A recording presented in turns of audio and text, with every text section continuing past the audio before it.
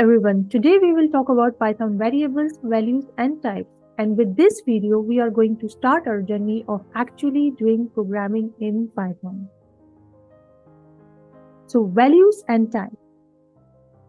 A value is one of the basic things a program works with, like a letter or a number. So whenever you are going to write a Python program, all the things that you do is in the form of value. Let's suppose if you are going to take input from the user, there must be some value that you are taking input from the user. Similarly, if you are going to give the result back to the user or want to show something on the screen, some message on the screen, that would also be in the form of value. And the values that you have taken from the user, you might be using those values within some mathematical expression, and that mathematical expression may be mapped to a simple problem or it can be a complex problem. So whatever the case, a simple program and it might be a complex one, there is something which is going to, there is some function, mathematical expression that is going to solve that problem, but it's not a simple thing. It's not just a mathematical equation, but it's going on within that. We have to take values to solve that equation, and then at the end of that we have some result, and we have to display that result back to the user. So value is an important asset in this Python program. Values we have seen so far are 1, 2 and hello world. You can see that both these 1, 2 and hello world, this belongs to some different categories, like 1, 2 belong to one category, hello world belong to some other category. And accordingly, we call this as we are having different types of these values. You can see that 2 is an integer, and we call it as an integer data type. And similarly, you can see that hello world, which is actually string, which contains different characters. This is a string. This is not an integer. So we have the values, but their types may be different. Print statement also works for integer. So not only that we are just going to print hello world on the screen, which is the one of the basic thing that whenever we are going to start programming in any language, any programming language, we start by printing hello world on the screen. So it's not necessary that print is going to display only the hello world or the string. We can also print the integers on the screen. For that, first of all, if we are going to work in the Python, so you can open any IDE, which we have discussed in your previous lecture, or you can also open the browser-based IDEs. But if you have installed Python interpreter, then in this case, you have to just open the command prompt, and in that you have to write this command like Python. You will press enter. And then you can see that these 3 arrows will show that Python interactive shell has been active. And you can write here directly the commands of the statements of the Python. So if you write here print, which is one of the Python statement which is used to print whatever arguments it have on the screen. So here we are just directly inputting a value, which is the integer value, in this print function. And then what happens when we press enter, the value of 4 will be displayed. Finding the type of a value. Type, hello world. We have enclosed a string within a single quote. Remember that if you want to give input as a string, then you have to write that string within a single quote. Or you can also use another option of enclosing that string within the double quotes. Both works in this case. So it will tell you the type of the input. So if your input is in the string form, it will surely return you or give the output that this class is string, str. Next, if you are going to input 17 in the type function, then it will return you int, which is for integer. Again, you can see that you have 3.2, which is the floating point number, or it contains the decimal point, and then it will return us float. It shows us that this is of type float. Now, what happens if you give the integer number but enclose that integer number within a single quote? Then again, either you have written the string or an integer number, but if you have enclosed that thing within a single quote, it will automatically become a string. And this is proved by the output of this statement, that it shows that this is also a string. Next is the case for floating point 2. Here 3.2 shows that this is the floating point, but when you enclose this floating point within a single quote, it will no more be a floating point, but it becomes a string now. You can see that we have another thing we have written. It's a big number, and usually we separate big numbers by commas. So we have write this number like this, separated by commas. So what will happen in this case? This is still valid. It doesn't give you, and it doesn't give you any error message. But what is the output of this result? This is a really big number, but it shows 1 space 0 space 0. So actually you want to give a really big number, and you want to display it. What is the purpose of print? You actually want to print this number, but what happens instead of displaying this big number, it's just displaying 1 space 0 space 0. It means that when we are going to write commas in between these integers, what will happen that it will separate those integers by spaces. So it's 1, and due to this comma we have a space here, and then you have the 0, and due to this comma we have a space here, and then again you have this 0. So basically this is one of the first example here that we encounter a semantic error. The code runs without producing an error message. So this is valid. That's why we didn't got any error message. We have some output. There is no syntax error, and but the problem is that it doesn't do the right thing. What we intended it to do, it doesn't do that thing. It gives us a wrong result. Now come toward variables. One of the most powerful features of a programming language is the ability to manipulate variables. A variable is the name that refers to a value. So actually, variable is a container that holds the value.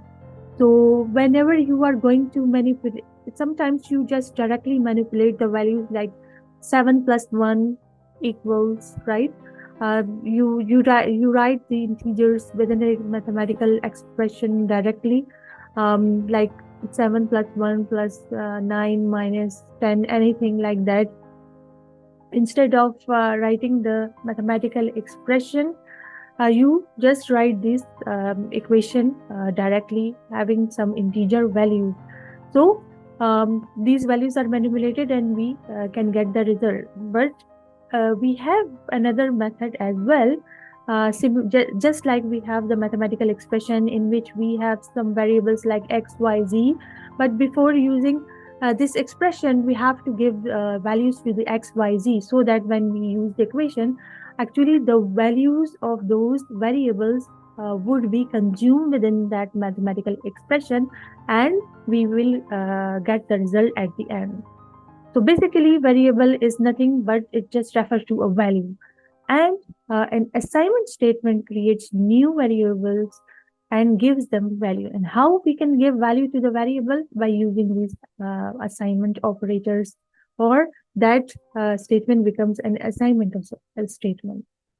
So just like as an example, we can see that we have the variable over here, and it is having the name as message. Here the variable name is message, equal to, which is the actually the assignment operator. And here we are going to give a complete string. We are assigning a string to this variable. So can we give string to the variable? Yes, we can give values to the variables. And in values, I've already told you that in values we have the integers, we have the string. So how we recognize that this is a string? We recognize that this is also enclosed within single quotes. N equal to 17, this is one of the other example in which we are which we have variable n, and we are going to assign 17 value, which is an integer, to the n. Next, you can see that we have the variable pi, and we are going to assign its value 3.14. How we can display the value of the variables? Simply, in the previous example, we have just directly put the integer value like print 17, print hello world. We are directly inputting those integers and strings. But here, how we can display the value that is contained within the variables? We have to write the name of that variable. You can see that we have the print, and here n is actually the variable that we have used previously. So it must have some value. Previously, we might have assigned n to some value. So n might be, let's suppose, 10. So if you want to print its value, we can simply write print n. So n having the value 17, so 17 has been displayed on the screen. Pi, its value is also displayed on the screen. Now come towards displaying the type of the variables. Just like we have done for the integers, when we directly input 17 in the type function, it can show us the message that this belongs to integer type, integer class. So similarly, for the variables, if we write type message was one of the variable containing the string. So what's going to display us? It will be given us the output stir, which is the string. That's the correct answer. And then if we write type n, and type n was holding a value of 17, which it returns at int. Then we have the type pi, and it shows us that it belongs to the float. Now come towards the case in which we are going to give some names to the variables. What rules we have to follow, and which type of names we cannot assign to these variables. Choose names for these variables that are meaningful. So we have to use such names that have some meaning and which shows the purpose of the of such variables. If those variables are using in such programs like finding the number of students in a class, then we can, in that case, we can write the variable name as number underscore of underscore students. So this variable name shows that it's going to hold the number of students. So it's important that the variable name should be meaningful. Document what the variable is used for. It's the same that it shows some meaning out of that. Variable names can be arbitrary long, so you can write long variable names. They can contain both letters and numbers. So in the rule, while naming these variables, you can use both letters and numbers, but they cannot start with the number. So you have to remember that you can use the number in between the variable name, but you cannot start the variable name with a number. It's legal to use uppercase letters. So it's another rule that you can use the uppercase letters, but it's good idea to begin variable name with a lowercase letter. So you can use the uppercase letter, and you can also begin a variable name with the uppercase letter, but it's good idea to use lowercase letter as the first letter. Underscore character can appear in a name, so you can also use this in the variable name. Variable names can start with an underscore character, but we generally avoid doing this unless we are writing library code for others to use. If you give a variable an illegal name, you get a syntax error. So if you are violating the rules, like you are starting the variable name with the number, So it's also violating the rules. So you will get the syntax error. Next example, you can see that we have the at, and at is an ill-worded character. We can't use it within the variable name. And next, you can see that we have write the variable name as class. So it's you will be seeing that it's not violating any of the rule, like it's all the small letters. Then why this is syntax error? I will explain you right now. Class is one of the keywords that we cannot use those keywords as the variable name. So the interpreter uses keywords to recognize the structure of the program and cannot be used as the variable name. Simple, we cannot use keywords as the variable's name. And there are 35 keywords. You can see that this is one of the samples of those keywords. Now come towards statements. A statement is a unit of code that a Python interpreter can execute. We have seen two kinds of statements, print being an expression statement. So if you are going to print something on the screen, that printing statement is also a statement, expression statement. Assignment. If you are going to assign some value to some variable, this is also a statement. When you type a statement in interactive mode, the interpreter executes it and displays the result if there is one. A script usually contains a sequence of statements. So if you are writing in the interactive shell, then one single statement would be a statement and the interpreter is going to execute it and will display the result right there. Script doesn't contain only a single statement but sequence of statements. And what happens that if there is more than one statement, the results appear one at a time as the statements execute. So if you want to use the interactive shell, then in that case, whatever you enter, you can see the result right there. But in the script, you have all the statements, and when you run that, you can get the result at the end.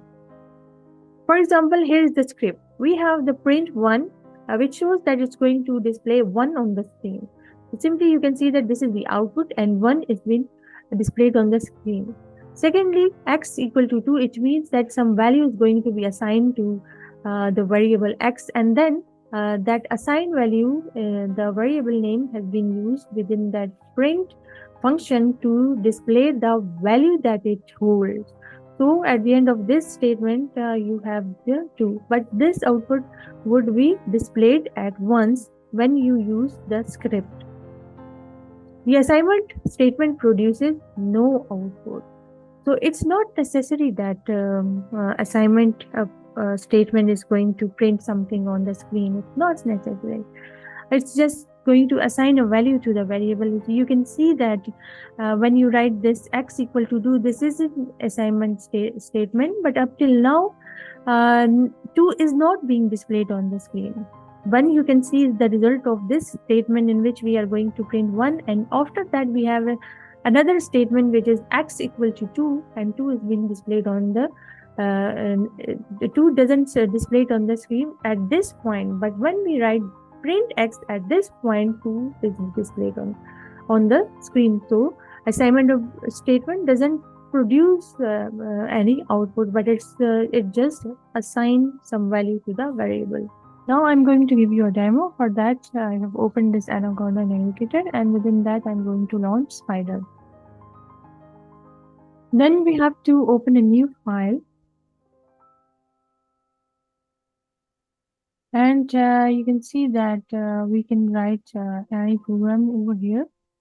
Let's suppose we are going to print a value of 7. Then we have to run it. You can see that value of 7 has been displayed on the screen. Similarly, you can see that we are going to write print 3.2, which is any floating point number. In that case, again, you can see that this is the previous output, which is 7, and then we have the 3.2 displayed on the screen. Now we can print any string on the screen. Let's suppose we want to write hello world. Simply we have to write the statement over here. We run this statement and you can see that we have the 7, 3.2 and then hello world. After that, let's suppose we are going to assign some values to the variable. For that, let's suppose x equal to 3. So this is an assignment operator, and this is the assignment statement in which we have assigned 3 values to the x. Nothing has been displayed on the screen. If we run this after hello world, we can't see any output. But when we print the value of x and then we run it again, you can see that 3 is displayed on the screen after hello world. So this x contain any value. It can be an integer, it can be a floating point number 3.9. So when we run it, what will happen? 3.9 has been displayed on the screen. Let's suppose we write here string. As we are writing it in a single quote, it will consider as string. So what happened is that string has been displayed on the screen after hello world.